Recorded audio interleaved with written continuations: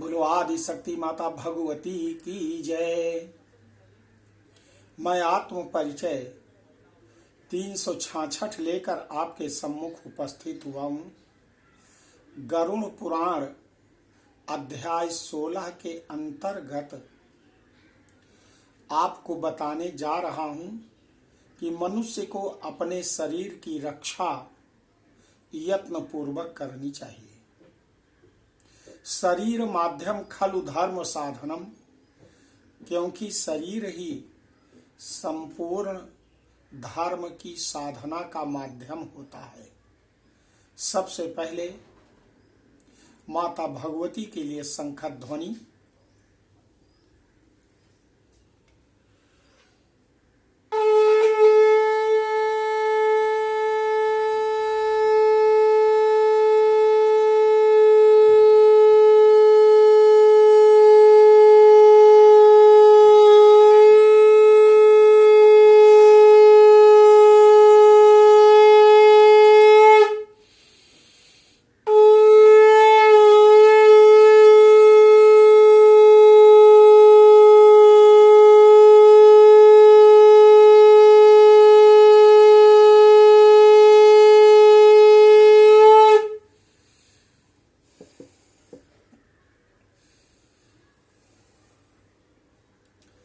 गरुड़ पुराण अध्याय 16 में मैंने आपको श्लोक संख्या 12 तक बताया है।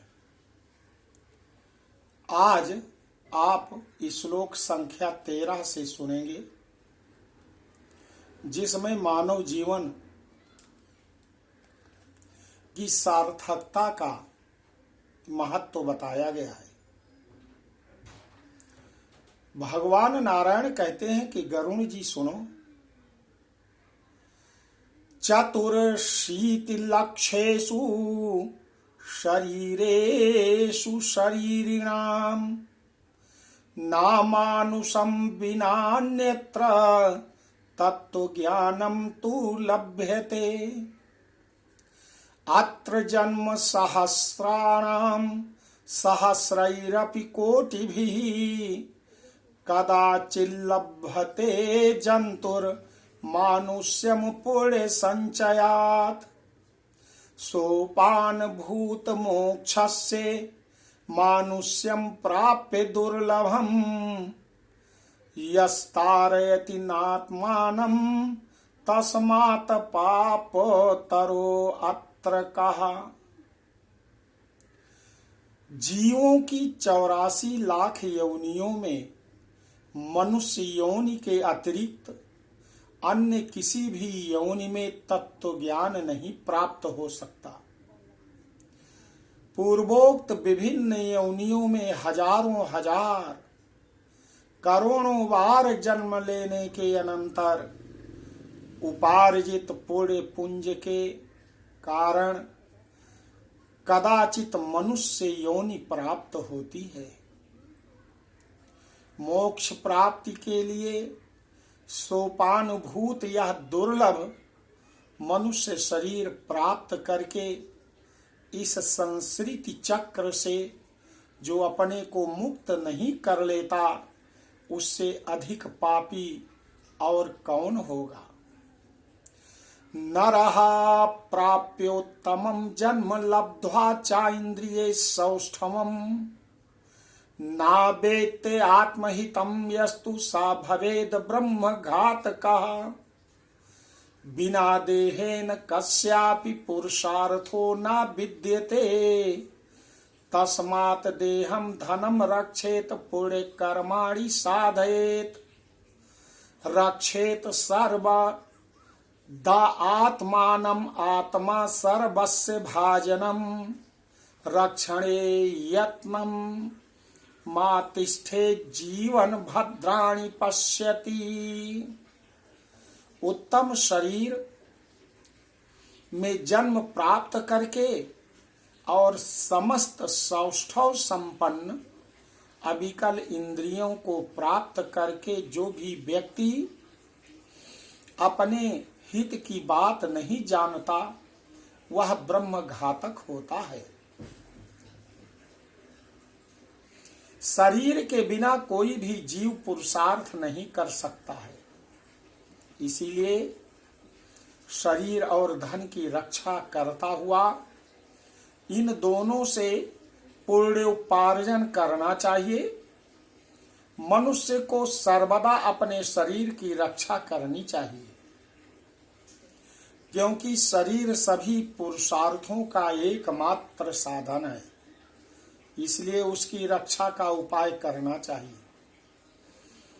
जीवन धारण करने पर ही व्यक्ति अपने कल्याण को देख सकता है। पुनर्ग्रामः पुनः क्षेत्रम पुनर्वित्तम पुनर्गृहम पुनः शुभाशुभम कर्म न शरीरम पुनः पुनः। शरीर रक्षणोपाया क्रियन्ते सर्वदा बुधैः नेच्छन्ति चाप पुनस्त्यागमपि कुष्ठादि रोगिणः। तद्गोपितं स्याद्धर्मार्थं धर्मो ज्ञानार्थमेव च ज्ञानं तु ध्यान योगार्थं चिरात् प्रविमुच्यते। गांव, क्षेत्र, धन, घर और शुभ अशुभ कर्म पुनः पुनः प्राप्त हो सकते हैं, किंतु मनुष्य शरीर पुनः पुनः प्राप्त नहीं हो सकता।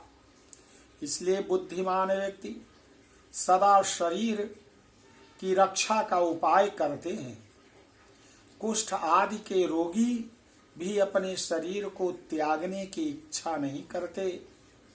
शरीर की रक्षा धर्माचरण के उद्देश्य से और धर्माचरण ज्ञान प्राप्ति के उद्देश्य से, उसी प्रकार ज्ञान ध्यान एवं योग की सिद्धि के लिए और फिर ध्यान योग से मनुष्य अविलंब मोक्ष प्राप्त कर लेता है। आत्मयु यदि नात्मानं हितेभ्यो निवारयेत को अन्यो हितकरस्तस्मादात्मानं तारिष्यति। इहैयो नार्क व्याधिस् चिकित्सां न करोति यः गत्वा निरौषधं देशं व्याधिस्था किं करिष्यति। व्याघ्रीवास्ते जरा चायुर्याति भिन्न घटाम्बुवत निघ्नन्ति रिपौद रोगास्तस्मात् श्रेयः समभ्यसेत। यदि मनुष्य स्वयं ही अपने आत्मा का अहित से निवारण नहीं कर लेता, तो आत्मा का दूसरा कौन हितैषी होगा जो आत्मा को तारेगा। जो जीव मनुष्य के शरीर में रहकर इसी जन्म में नरक रूपी व्याधि की चिकित्सा नहीं कर लेता, वह परलोक में जाने पर जहाँ औषध नहीं प्राप्त है, नरक व्याधि से पीड़ित होने पर फिर क्या कर सकेगा। वृद्धावस्था व्याघ्री बाघिन के समान सामने खड़ी है। फूटे हुए घड़े के गिरने वाले जल की तरह प्रतिक्षण आयु समाप्त हो जा रही है। रोग शत्रु की भांति प्रहार कर रहे हैं। अतः श्रेय प्राप्ति के लिए जीव को अभ्यास करना चाहिए। तो देवियों और सज्जनों, आपने श्लोक संख्या 24 तक सुना है। इसके आगे अगले परिच्छेद में आपको बताऊंगा कि मानव शरीर मोक्ष की प्राप्ति के लिए कितना आवश्यक है। बोलो आदि शक्ति माता भगवती की जय।